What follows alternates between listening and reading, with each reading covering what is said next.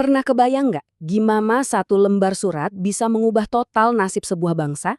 Nah, di Indonesia ada satu dokumen yang jadi penanda peralihan kekuasaan dari Presiden Soekarno ke Soeharto, namanya Super Semar. Tapi dokumen ini diselimuti misteri dan kontroversi yang luar biasa pekat, bahkan sampai sekarang. Oke, mari kita bedah sama-sama. Nah, disinilah letak misteri terbesarnya. Surat Perintah 11 Maret atau Super Semar, naskah aslinya itu tidak pernah ditemukan. Dan karena naskah aslinya nggak ada, ini memicu perdebatan puluhan tahun tentang apa sih yang sebenarnya terjadi di hari yang sangat menentukan itu. Untuk bisa paham, kita harus bongkar dulu nih, apa sih yang jadi pusat kontroversinya? Ada narasi-narasi yang saling bertabrakan seputar dokumen krusial ini.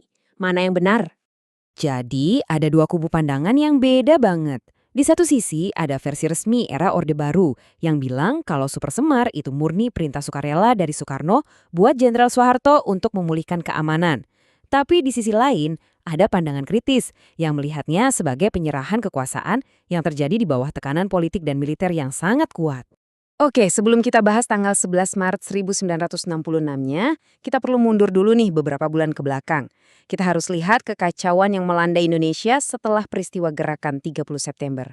Coba kita lihat lini masa ini. Semua dimulai 1 Oktober 1965. Setelah pembunuhan para jenderal, negara kita langsung terjerumus ke dalam kekerasan massal. Terus, masuk awal tahun 66, di tengah situasi mencekam ini, demonstrasi mahasiswa yang didukung militer makin kencang menekan Soekarno. Wah, suasananya tegang banget pastinya. Nah, sekarang kita zoom in ke hari H-nya. Tanggal 11 Maret 1966, di Istana Bogor, tempat surat itu katanya ditandatangani. Gimana sih kondisinya waktu itu? Coba bayangin ya, Presiden Soekarno lagi memimpin rapat kabinet penting. Tiba-tiba ada kabar kalau di luar istana ada pasukan liar yang nggak dikenal. Merasa terancam, beliau langsung terbang naik helikopter ke Istana Bogor untuk cari tempat aman. Nah, ini dia yang menarik. Pasukan liar itu ternyata bukan pasukan acak. Mereka adalah RPKAD, pasukan komando elit Angkatan Darat. Pasukan yang sama yang sering banget ngasih perlindungan buat demo-demo mahasiswa yang anti-Soekarno. Jadi, kelihatan kan polanya, ini bukan kejadian yang acak. Di tengah ketegangan di Istana Bogor, datanglah 3 jenderal, Basuki Rahmat, M. Yusuf, dan Amir Mahmud. Mereka ini utusan Jenderal Soeharto. Pesan mereka intinya begini, Pak Presiden, tolong berikan Jenderal Soeharto wewenang untuk mengambil tindakan apapun yang diperlukan demi memulihkan keamanan dan melindungi Bapak Presiden sendiri. Jadi, ini dia pertanyaan utamanya. Apakah ini tindakan sukarela atau sebetulnya Soekarno nggak punya pilihan lain? Ada cerita kalau beliau itu sempat ragu, tapi orang-orang dekatnya bilang, sudah Pak, tanda tangan saja demi keselamatan. Nah, ini pilihan apa paksaan? Dan begitu surat itu ada di tangan Jenderal Soeharto, wush, gerakannya cepet banget.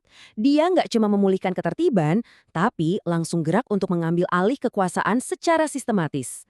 Lihat deh seberapa cepat ini semua terjadi. Baru sehari dapat surat, tanggal 12 Maret, langsung PKI dibubarin. Padahal ini tuntutan yang selalu ditolak mentah-mentah sama Soekarno. Terus 18 Maret, cuma beberapa hari kemudian, menteri-menteri yang paling setia sama Soekarno ditangkepin. Media dikuasai, pasukan pengawal presiden yang loyal juga dibubarin. Cuma dalam hitungan hari loh, pondasi kekuasaan Soekarno abis dirontokin. Dan pukulan pamungkasnya datang beberapa bulan setelahnya. MPRS yang anggotanya sudah diisi oleh orang-orang pendukung Soeharto menolak pidato pertanggungjawaban Soekarno. Ini adalah sinyal yang sangat jelas bahwa era kekuasaannya telah benar-benar berakhir. Tentu aja, langkah secepat kilat ini nggak luput dari perhatian dunia ya. Nah, sekarang kita lihat dari kacamata internasional. Amerika Serikat tahu apa sih soal ini? Untungnya ada dokumen-dokumen yang udah dibuka ke publik dan ini ngasih gambaran yang, wah, jelas banget. Wah, kutipan ini dalam banget ya. Cuma sebulan setelah Super Semar, CIA lapor ke Presiden Johnson bukan dengan kalimat keamanan sudah pulih, tapi Angkatan Darat telah mengatasi kekuasaan Presiden Soekarno. Bahasa gampangnya, ini pengambil alihan kekuasaan. Begitu pandangan intelijen Amerika. Terus, kenapa Amerika peduli banget? Ya ini kan lagi puncak-puncaknya Perang Dingin. Mereka takut banget Indonesia jatuh ke tangan komunis, ke blok Uni Soviet atau Tiongkok. Jadi diam-diam mereka ngasih dukungan finansial dan intelijen, termasuk daftar nama anggota PKI kepada Angkatan Darat. Tujuannya jelas, habisi komunisme dan gulingkan Soekarno.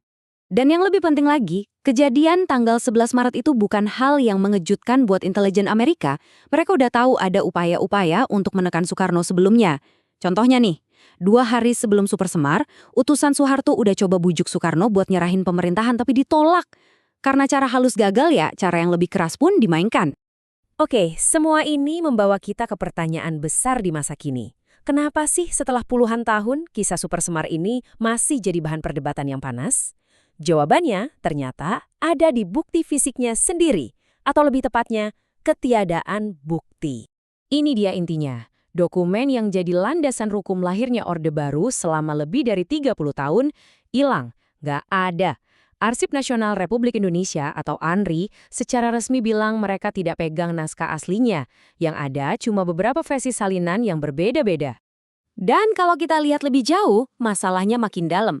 Analisis forensik ke semua versi salinan yang ada itu menyimpulkan kalau nggak ada satupun yang bisa dipastikan otentik.